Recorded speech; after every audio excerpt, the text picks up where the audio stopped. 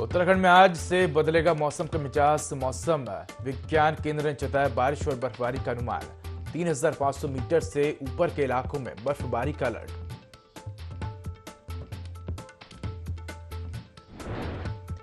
Budget बनाने की तैयारियों में जुटी धामी सरकार। जनता के सुझाव के अनुरूप बजट तैयार करेगी सरकार। कृषि, पर्यटन, उद्योग, ऊर्जा सेक्टर से जुड़े लोगों से करेगी संवाद।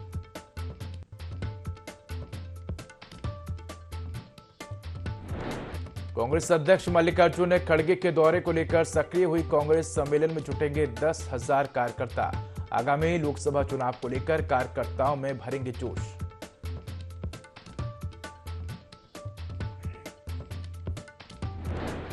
चारधाम यात्रा 2024 की तैयारियों को लेकर होगी मीटिंग। मंत्री सतपाल महाराज तैयारियों को लेकर करेंगे बैठक। 11 बजे सचिवालय में होगी बैठक।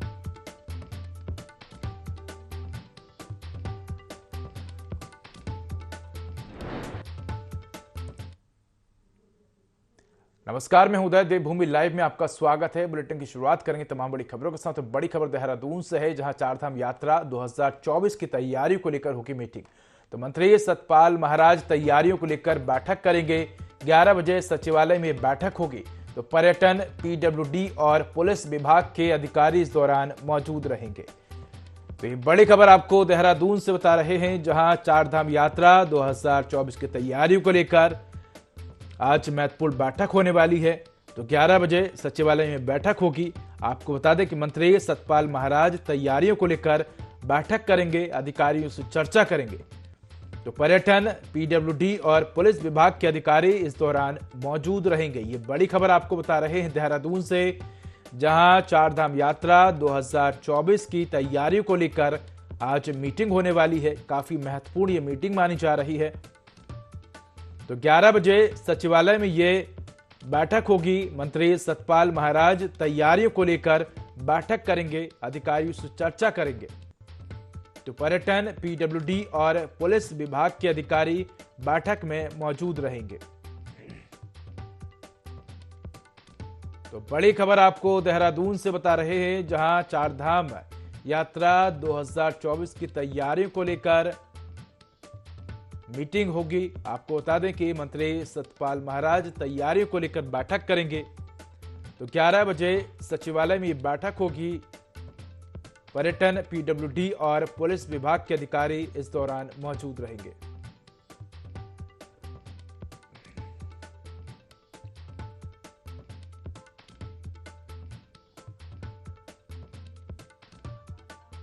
तो इसी खबर पर अधिक जानकारी के लिए हमारे साथ ब्यूरो चीफ आकाश गौर जुड़ चुके हैं। आकाश, चारधाम यात्रा 2024 की तैयारियों को लेकर आज महत्वपूर्ण मीटिंग होने वाली है।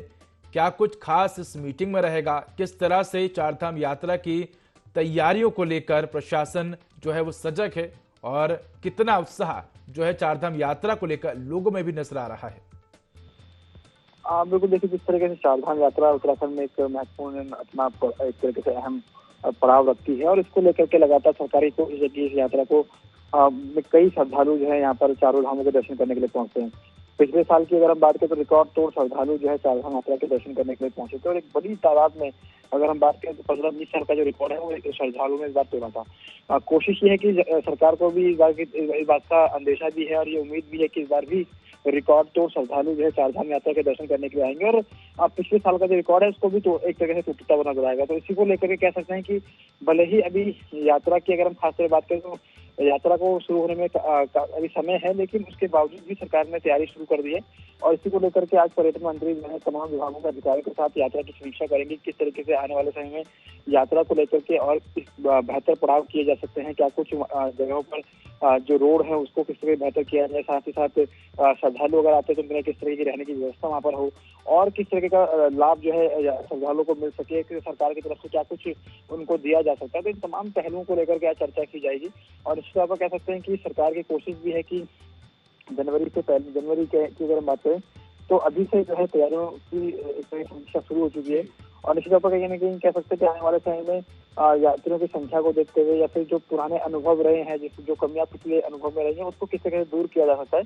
इन तमाम पहलुओं पर जो है मंथन किया जाएगा और इसी को लेकर के आज तैयारियों की समीक्षा जो है पर्यटन मंत्री करने वाले हैं, जिसमें तमाम विभागों के जो अधिकारी हैं, चाहे पीडब्ल्यू के अधिकारी चाहे हों, पर्यटन विभाग के अधिकारी हों, गृह विभाग के अधिकारी हों, और ये तमाम विभागों के अधिकारी जो है इस बैठक में मौजूद रहेंगे। और निश्चित तौर पर कहीं न कहीं जो तमाम जिलों के जिन जिन जिलों में ये यात्रा एक तरीके से संचालित होती है, उन तमाम जिलों के भी प्रशासनिक अधिकारी जो है इस बैठक में मौजूद रहेंगे और तमाम बैठकों को किस तरीके से बेहतर किया जा सके, यात्रा को किस तरीके से और सुगम बनाया जा सके, श्रद्धालुओं को क्या कुछ लाभ दिया जा सकता है, इन तमाम पहलुओं को लेकर जो है मंथन किया जाएगा।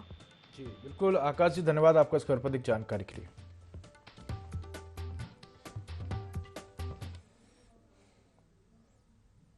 राजपुर क्षेत्र में बच्चे पर गुलदार के हमले के बाद पुलिस हरकत में आ गई है। एसएसपी अजय सिंह ने प्रभावित इलाकों में नियमित गश्त करने के निर्देश दिए हैं। एसएसपी अजय सिंह ने बताया कि 2 दिन पहले 12 वर्षीय बच्चे पर गुलदार ने हमला किया था। गुलदार का मूवमेंट आसपास के क्षेत्र में देखा जा रहा है। सायरन बजाकर लोगों को अलर्ट भी किया जा रहा है।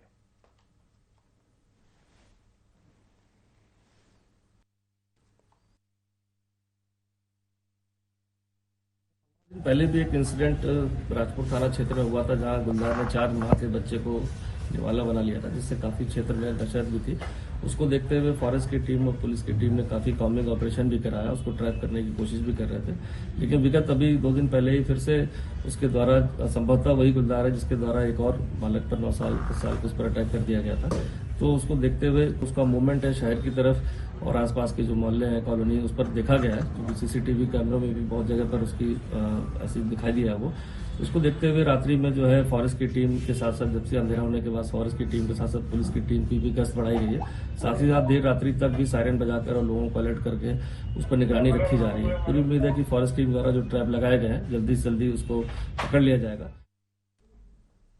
अयोध्या में रामलला की प्राण प्रतिष्ठा समारोह के मद्देनजर प्रधानमंत्री मोदी के आह्वान पर वक्फ बोर्ड के अध्यक्ष शादाब शम्स पिरान कलियर स्थित दरगाह साबिर पहुंचे, जहां उन्होंने चादर पोशी की और सफाई अभियान चलाया। पिरान कलियर अयोध्या में रामलला की प्राण प्रतिष्ठा कार्यक्रम को लेकर आपको बता दें कि अध्यक्ष शादाब शम्स पिरान कलियर पहुंचे और इस दौरान उन्होंने चादर पोशी की और सफाई अभियान चलाया।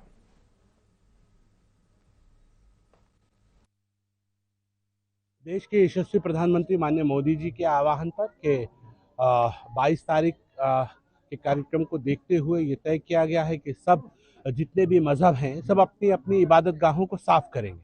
तो हमें भी लगा कि हमारी मशहूर दरगाह साबिर पाक पिरान कलियर शरीफ में भी एक सफाई अभियान का कार्यक्रम चले कि दरगाहों को, अपनी अपनी मसाजिद को, अपने अपने मदारिस को हम साफ सुथरा रखें और यहाँ से एक आदत बने कि हम सब लोग अपनी अपनी इबादत गाहों को, अपने घरों को साफ सुथरा रखें और एक मैसेज देने की कोशिश की गई है।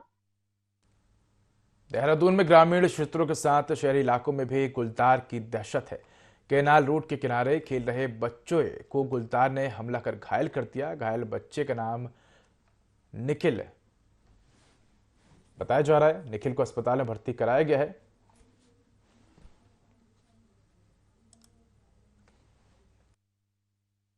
हमारे पास अटैक के बाद, लेपर्ड अटैक के बाद, तो इसको चोट बहुत ज्यादा थी।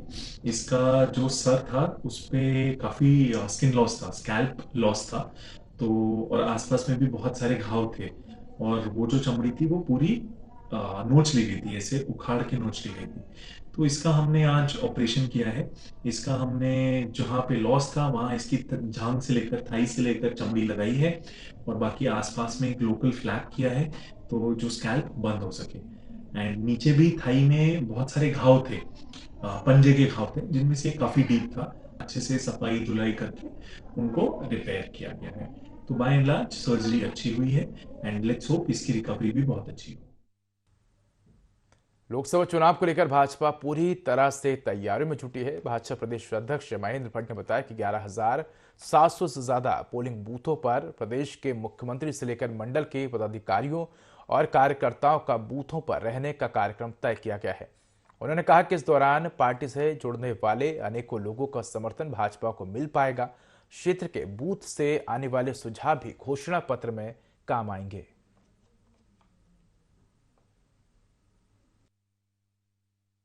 हजार 700 से अधिक हमारे जो पोलिंग बूथ है, जो नई बूथ संख्या बढ़ गई है, हमने अपने प्रत्येक कार्यकर्ता को मुख्यमंत्री से लेकर और हमारे मंडल स्तर के जो पदाधिकारी हैं, ऐसे सभी कार्यकर्ताओं को 24 घंटे बूथ पर रहने का हमने कार्यक्रम तय किया है। कार्यकर्ता बूथ पर जाएगा तो बूथ का सामाजिक समीकरण है, अनेकों लोग पार्टी से जुड़ना चाहते हैं, उनका संपर्क भी बनेगा। इसके साथ साथ क्षेत्र से बूथ से आने वाले जो सुझाव हैं वो हमारे घोषणा पत्र में भी काम आएंगे और एक प्रकार से 24 घंटे रात्रि प्रवास के साथ साथ बूथ की जीतने का जो अभियान है, बूथ जीता चुनाव जीता, उसको हम रिजल्ट की ओर बढ़ा। आदिवासी न्याय महाअभियान के अंतर्गत कोटद्वार के हल्दू खाता क्षेत्र में प्रधानमंत्री का लाइव प्रसारण देखा गया। प्रधानमंत्री के इस लाइव कार्यक्रम में उत्तराखंड विधानसभा अध्यक्ष रितु खंडूरी और गढ़वाल सांसद तीरथ सिंह रावत भी मौजूद रहे। वहीं कार्यक्रम की समाप्ति के दौरान विधानसभा अध्यक्ष रितु खंडूरी बोक्सा जनजाति की महिलाओं के शिशुओं को अन्न प्रास कराते हुए भी नजर आईं।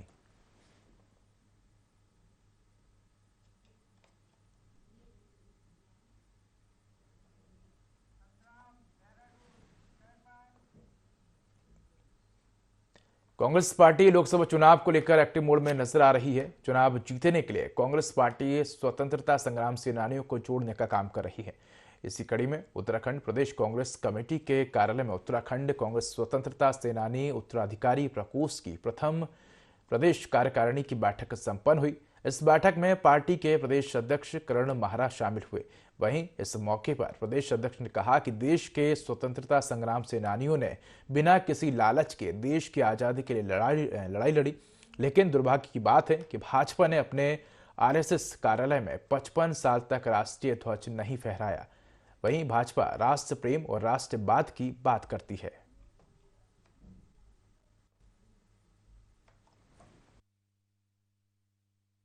स्वतंत्रता संग्राम सेनानियों ने बिना किसी लालच के इस देश की आज़ादी की लड़ाई को लड़ा।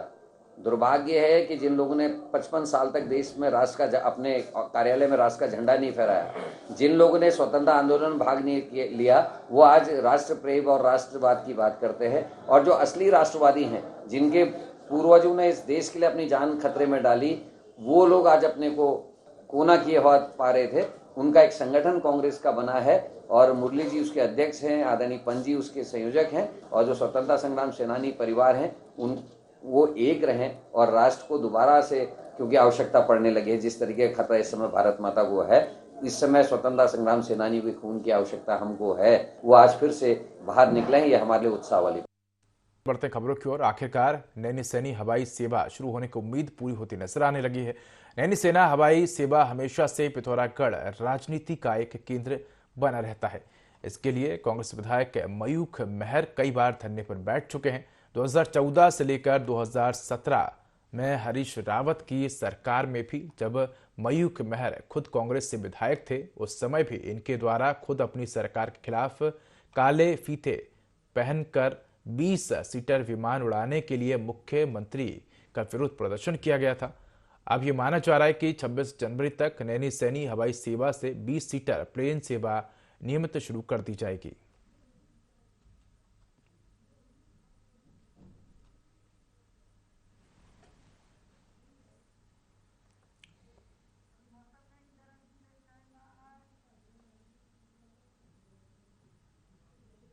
प्रदेश में बढ़ती ठंड को देखते हुए मौसम विभाग ने पूर्वानुमान जारी किया है, जिसमें बताया गया है कि 17 और 18 जनवरी को प्रदेश में मौसम का मिजाज बदल सकता है। वहीं उत्तरकाशी, रुद्रप्रयाग, चमोली, बागेश्वर समेत पिथौरागढ़ जैसे इलाकों में हल्की बारिश हो सकती है, जबकि 3000 मीटर से ज्यादा ऊंचाई वाले इलाकों में हल्की बर्फबारी की आशंका जताई गई है।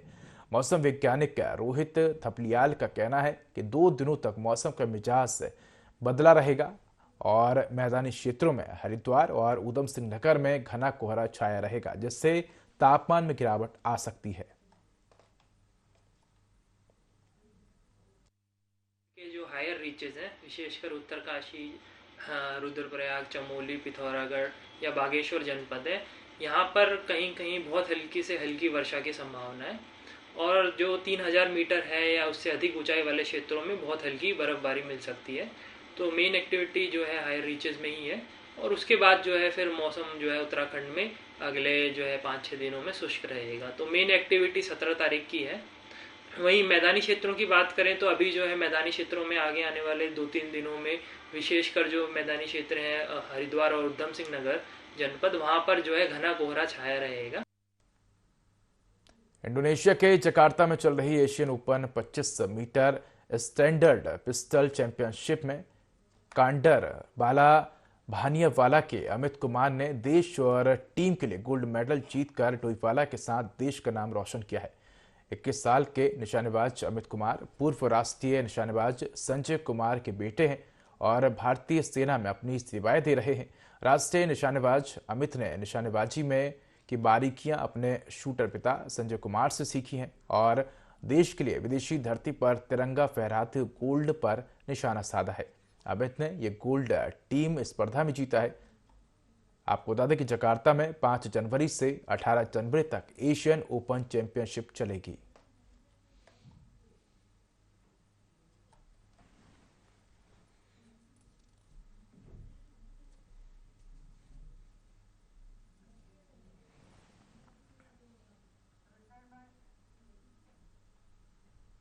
चंपावत जिले के बाराकोट ब्लॉक के रामेश्वर घाट में अंत्येष्टि के बाद स्नान के दौरान तोली गांव के एक युवक की नदी में डूब जाने से मौत हो गई।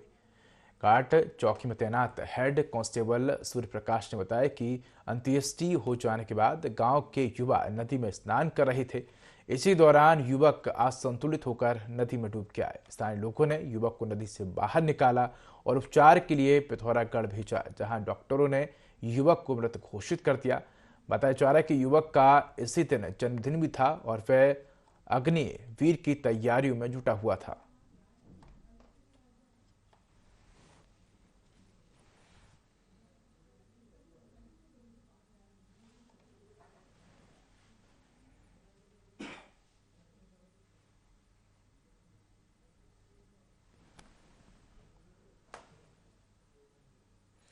तो नहाते समय असंतुलित होकर युवक की डूबने से मौत हो गई है। पुलिस ने मामला दर्ज कर लिया है। आपको बता दें कि युवक अंत्येष्टि में शामिल होने गया था और इसी दौरान नहाने के दौरान युवक का संतुलन बिगड़ जाता है, जिसके चलते डूबने से युवक की मौत हो गई।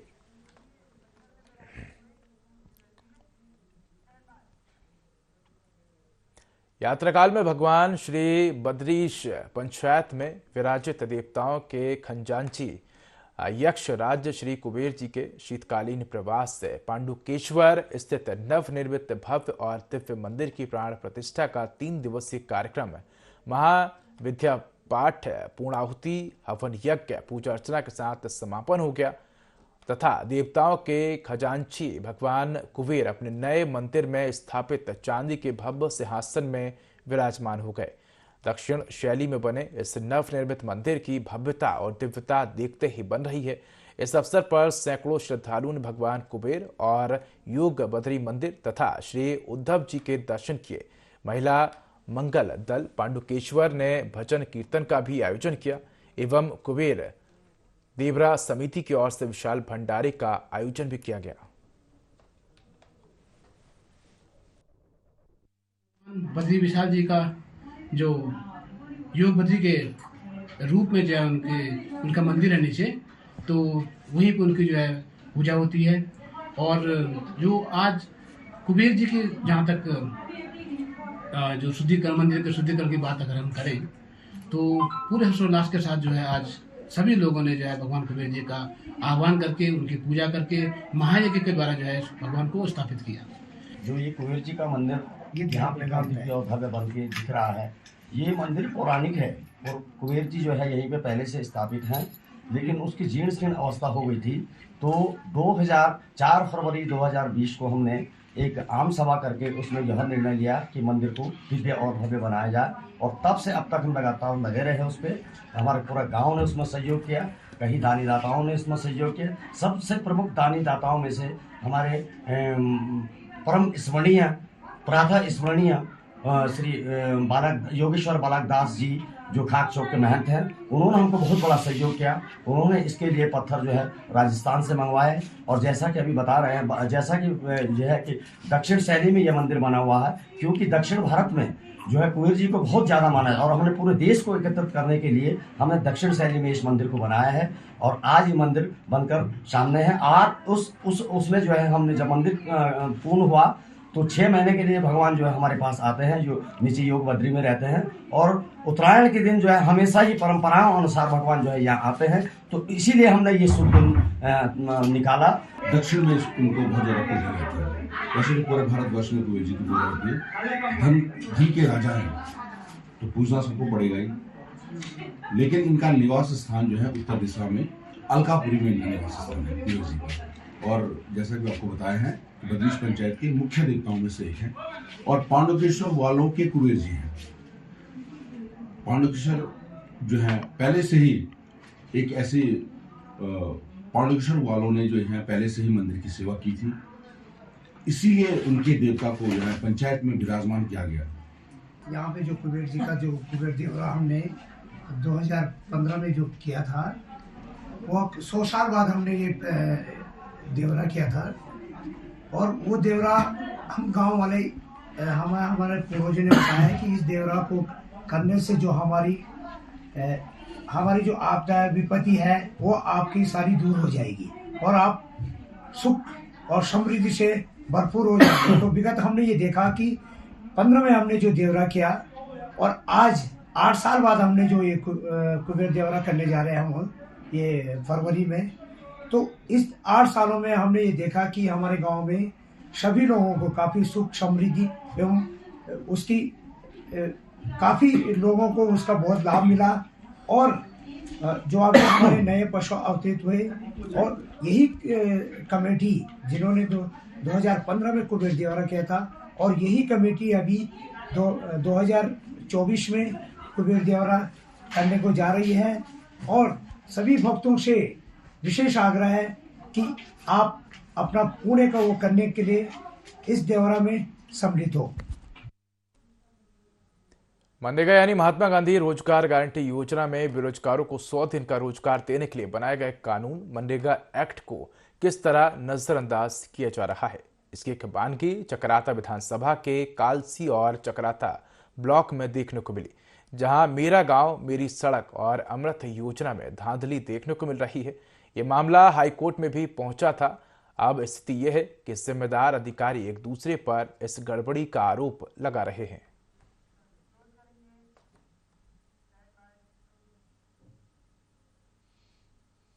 तो फिलहाल इस बुलेटिन में इतना ही। खबरों का अधिक अपडेट के लिए देखते रहिए i24। नमस्कार।